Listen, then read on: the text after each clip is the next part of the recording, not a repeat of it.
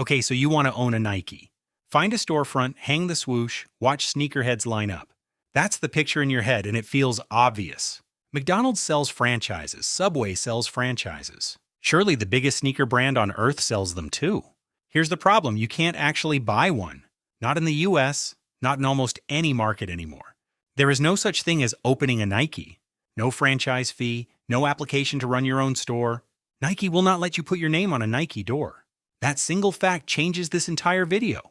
Because Nike isn't really a shoe company. It's a design and marketing company that outsources the rest.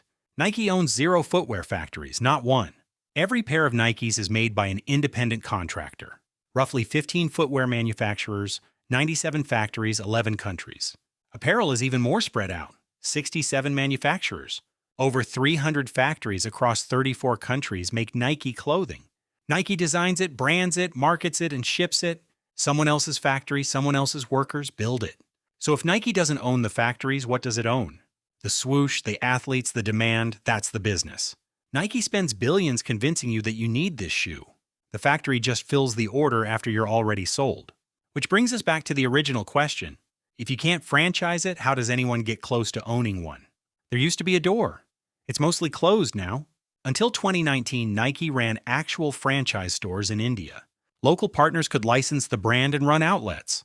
In October 2019, Nike pulled most of those agreements. Today, there is exactly one strategic franchise partner left. A company called SSIPL Retail, operating under license. Everywhere else, that path simply does not exist anymore. So what's left for a regular business owner who loves Nike? One option. Become an authorized wholesale retailer. Not a franchisee, a reseller who buys product and marks it up. Nike calls this the Marketplace Partner Program. Applying costs nothing, but approval is brutally selective. You need a valid business license and a real storefront. Nike states it appoints only a small number of new partners a year. There's no guaranteed minimum order or fixed pricing tier. You negotiate wholesale terms once if you get approved. Some consultants charge $20,000 to $50,000 just for guidance, just to help you fill out an application with no guarantee. That alone should tell you how tightly this door is guarded. So let's talk about how the money actually moves. Nike sells through 2 channels, direct and wholesale. Direct means Nike's own stores, app, and website. Wholesale means retailers like yours if you get approved. In fiscal 2025, Nike made $46.3 billion in total revenue. Direct sales were $18.8 billion, about 42% of the brand total. Wholesale made up the other 58%, roughly $27 billion. Here's the number that explains everything downstream. Nike's direct sales carry about 62% gross margin.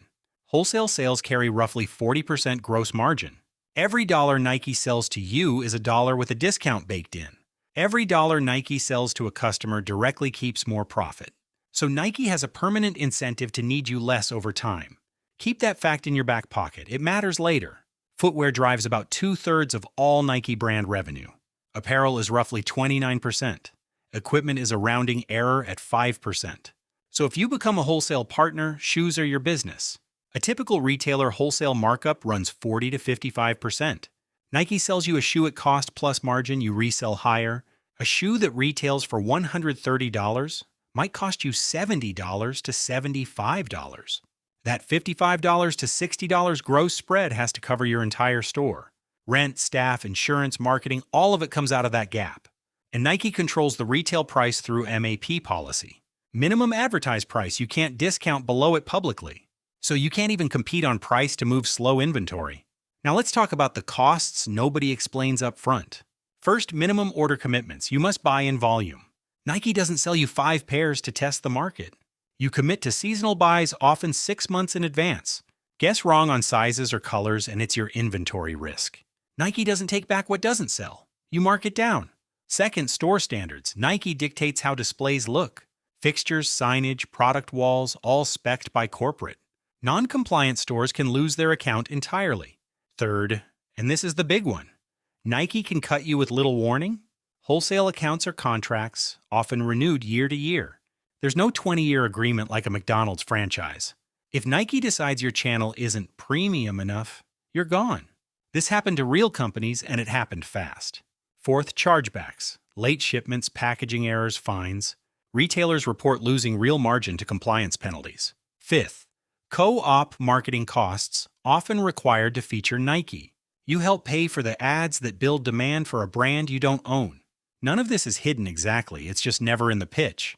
The pitch is sell Nike, watch it fly off shelves. The reality is a landlord relationship with your biggest supplier, and that landlord can change the rules whenever it wants. So who has actually lived this at real scale? Let's look at the biggest Nike wholesale partner in America. Foot Locker built its entire identity around one brand. By 2020, Nike made up roughly 75% of Foot Locker's inventory. One company's shoes, 3/4 of another company's shelves. That's not a partnership.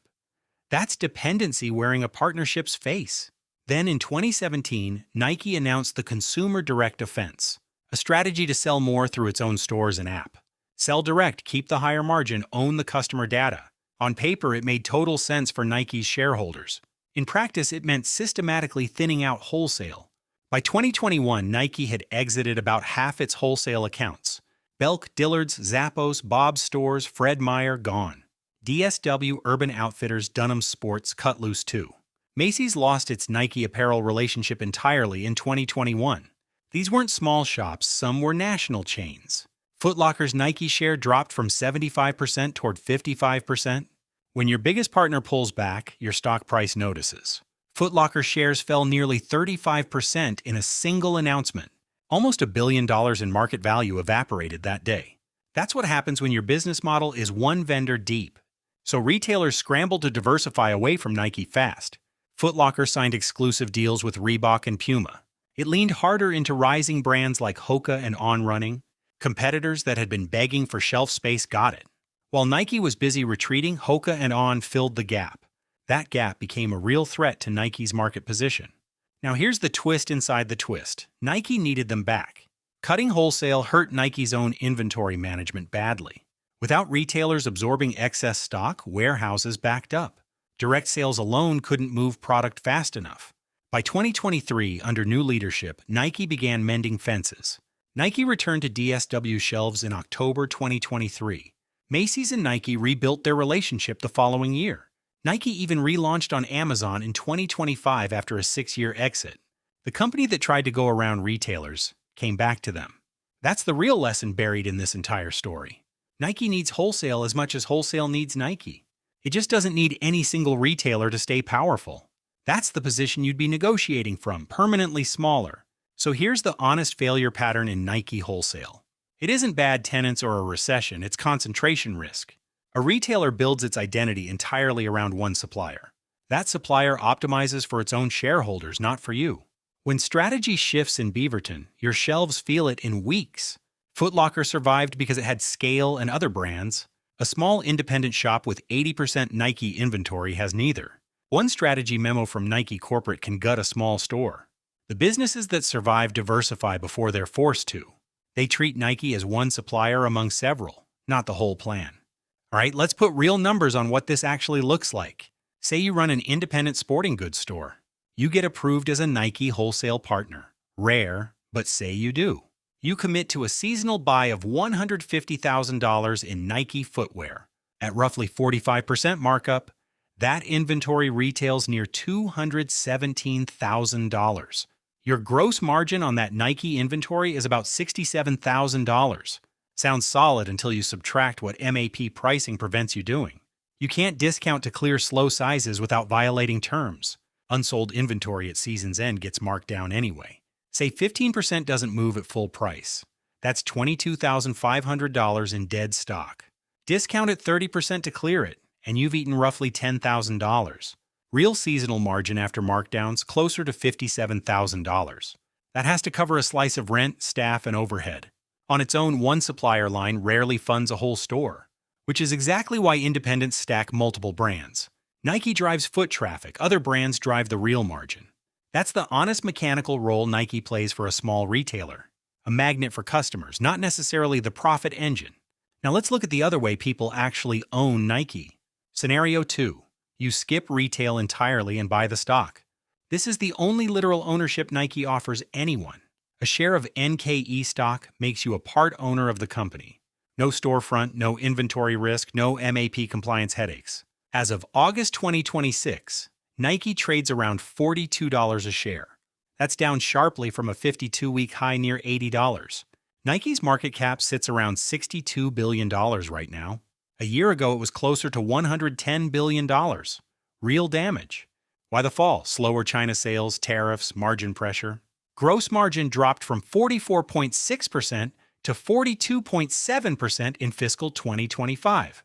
Revenue fell from $51.4 billion to $46.3 billion year over year. New CEO Elliott Hill has been trying to steady the ship. Rebuilding wholesale, cutting bloated inventory, resetting China. It's what the company calls the win now strategy internally. For an investor, this is either a warning sign or an opportunity. Nike still pays a dividend, $1.64 a share annually right now. At today's price, that's close to a 3.9% dividend yield. Put $10,000 into NKE at $42 a share, that's about 238 shares. That generates roughly $390 a year in dividend income alone. No storefront to staff, no seasonal buy to commit to, no risk that Nike corporate cuts your account overnight. If anything, you're now rooting for Nike to sell more to retailers. Higher wholesale sales help Nike's top line, which helps the stock. Of course, stock ownership carries its own kind of risk. Buy at the wrong time and the shares just keep falling. Nike traded above $170 a share back in late 2021. Anyone who bought then is sitting on a brutal drawdown today. Owning a piece of Nike doesn't insulate you from Nike's mistakes. It just changes which mistakes you're exposed to. A wholesale retailer absorbs operational risk, inventory, and rent. A shareholder absorbs strategic risk, decisions made in Oregon. Neither one hands you real control over the brand. Nike's board and executives make every meaningful call. You can vote your shares, but you won't run the company. That's the closest thing to owning a Nike that legally exists. A small slice of a company you don't influence day to day, which is a very different promise than the McDonald's franchise dream. McDonald's sells you a job with a 20-year contract attached. Nike doesn't sell you anything except a stock ticker and a shelf. Let's zoom out and look at the full arc of this strategy. 2017, Nike announces Consumer Direct Offense to investors. The plan promises high single-digit growth, expanding margins. 2020, the pandemic empties stores and Nike's app booms. Digital sales surge, and leadership reads it as permanent change. 2021, Nike accelerates the retreat from wholesale even faster. Half its retail partners are cut loose within about 4 years. For a moment, the strategy looks brilliant on a spreadsheet. Then Hoka, On Running, and New Balance fill the empty shelves. Nike's own warehouses fill up with product it can't move fast enough. 2023, the company quietly starts rebuilding wholesale relationships. 2024, new CEO Elliott Hill takes over mid-course correction. 2025, revenue falls double digits, gross margin keeps shrinking. The stock, once above $170, drifts down into the 40s.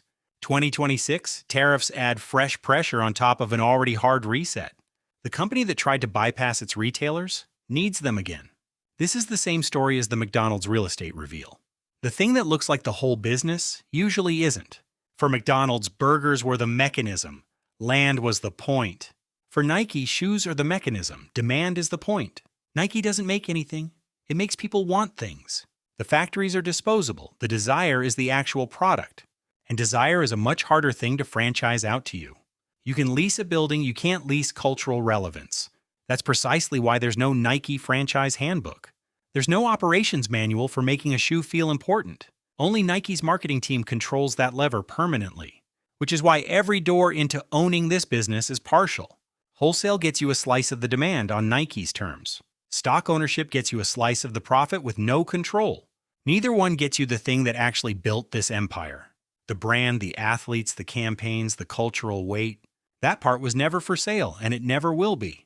So can you build something real around Nike? Yes, carefully. As a diversified retailer, Nike is one brand among many. As a patient investor, buying a beaten-down blue chip carefully. What you can't do is what the title of this video implies. You can't actually own a Nike, not the way you own a franchise. The people who do well around this brand aren't the ones chasing the swoosh. They're the ones who understand demand as closely as they understand supply.